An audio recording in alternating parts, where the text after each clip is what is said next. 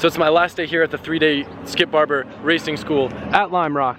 And I thought I'd let you guys in on kind of what we're gonna do today. So it's a lot of just hot lapping this time. We're not doing the stop-start thing where we can run the full track.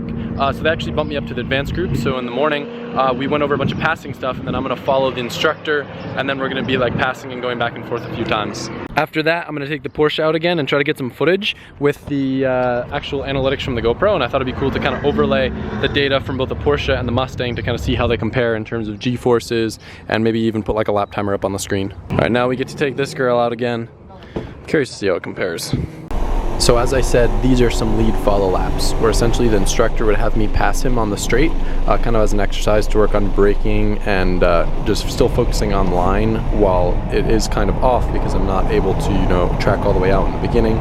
So kind of being adaptable and then being aware and able to watch, because he would come and then pass me in this next corner. So I'd hang a little bit wide, he would dive on the inside, and then I'd try to dive right back. So I actually, I got the hang of it like fairly fast, and then we ended up just kind of battling around the track, and it was really fun because I would actually put some lengths on him, and behind him I could kind of gain on him. He was saying his car was a little bit slower because it didn't have a tune or headers or anything, and you could see it looked like it was a little bit more slidey than mine, like he was kind of dance around and stuff. But going head to head, I've never really had any like wheel to wheel racing, and it was a lot of fun just trying to keep it on him and just keep putting down consistent laps.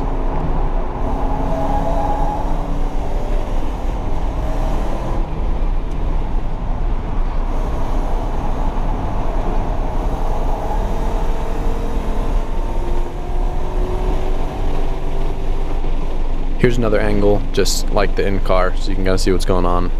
I apologize for the audio quality throughout the video. I definitely didn't have it as dialed as I did in the last video. Sometimes the GoPros are just hit or miss. If there's weird wind or if the windows aren't open the right amount, you get like a weird cross draft. But I thought it'd be cool so you can kind of see the inputs and everything, and it's kind of surprising. Later you'll see kind of roughly the comparison between the Mustang and the GT3 on the track, but the lap times really aren't that far off. It's only a minute long track, but they're pretty close, so that's pretty cool.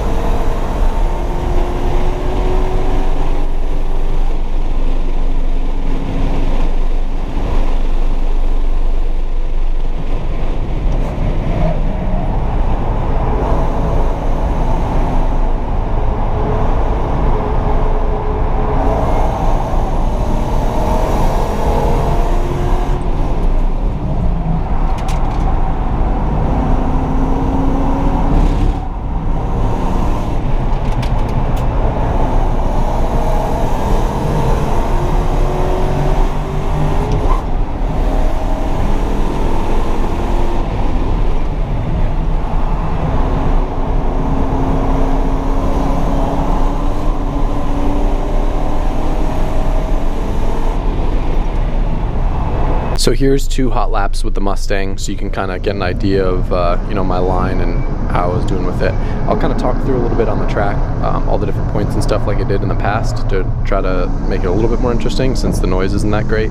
So this corner I was experimenting with not going as far to the outside because there's a little bit of banking, so I tried to hold a tighter line. I don't know that it necessarily felt that much faster, but I think in the Porsche it made a bigger difference because it's actually I don't even know about that. This section's always fun and fast. I think probably hit somewhere around 100 miles an hour. And the most terrifying thing is this uphill because the car starts to feel understeery. And then once it compresses, you just get a little bit sharper turn in. I didn't really do it the best here. And kind of use that compression to help. This corner, I was always really fast on. I don't know why. I think keeping my eyes up and just spotting that apex always helped.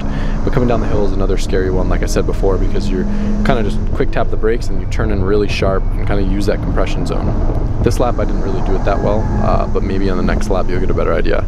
I'm going to shut up for the next lap, but to give you a rough idea, in the Mustang, my laps were pretty consistent and we were pulling about 1 minute and 3 seconds. In the Porsche, I think it was roughly around like 1:01.3, so about 2 seconds faster. Mustang, I felt like I was pretty tapped out for what I could do on those tires, but I would say the Porsche still has another couple seconds left in it. I was just kind of being tame and not really downshifting in certain areas, which I'll get into once we go over to that footage.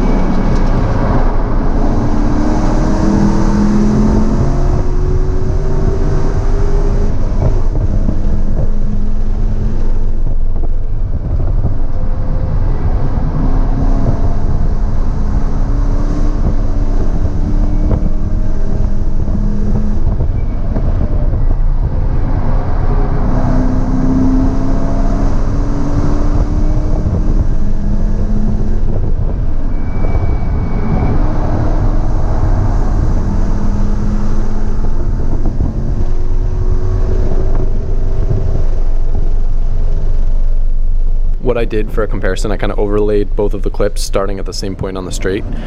Even though the Porsche is about 2 seconds faster, which doesn't sound like much, you'll see how much it gaps the Mustang just out of pure grip around the corners. And by the end of the track, like, it's putting bus lengths, like many bus lengths in the Mustang. So unfortunately the GPS data wasn't working for the Mustang, and as you can see in the Porsche, it's kind of all over the place. Like sometimes it would have signal, sometimes it wouldn't. So it's not the most useful thing in the world, but I think it's pretty evident when that little G meter is working and when it's just frozen. You guys aren't stupid, so I think you'll understand that. But like, look at this, I'm already going uphill in the Porsche and the Mustang's still turning. It's crazy.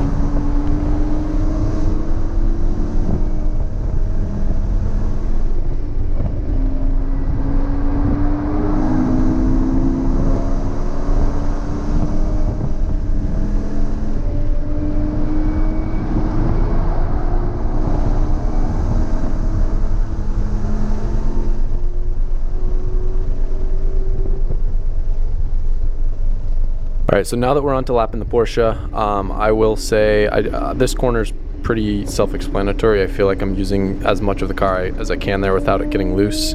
I think my line can definitely always use a little bit of work here, and then just kind of having that confidence to get on the throttle a little bit sooner than I do every single time. Here I feel like I wait a little bit too long to get on the throttle. This section feels really good and I like the uphill.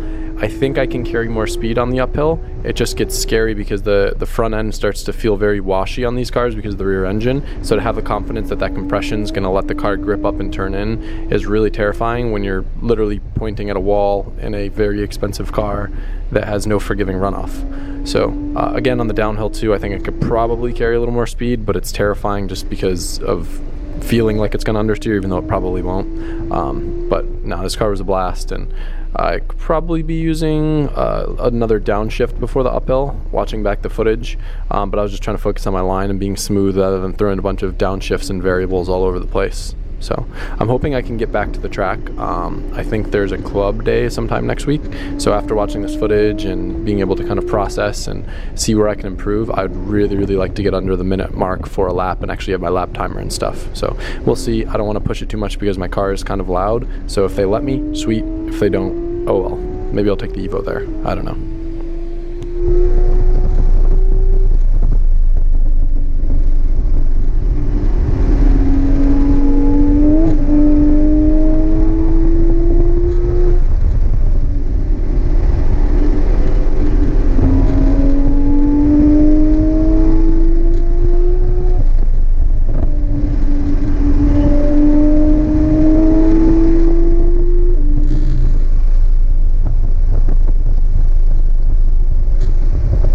It's pretty crazy. So I figured with the amount of sessions that we've done and seeing that it's about a minute long track and we did about 20 laps per session, I've probably turned then over take a sharp right turn. 150 at least laps here at Limerock in the past 3 days. So that's really cool. The school is great for learning, you know, all this stuff about, you know, racing and proper technique and stuff. But more than anything, like, I got super comfortable with Limerock as a track, and I don't know that I would have gotten that much seat time if I did 3 club days here.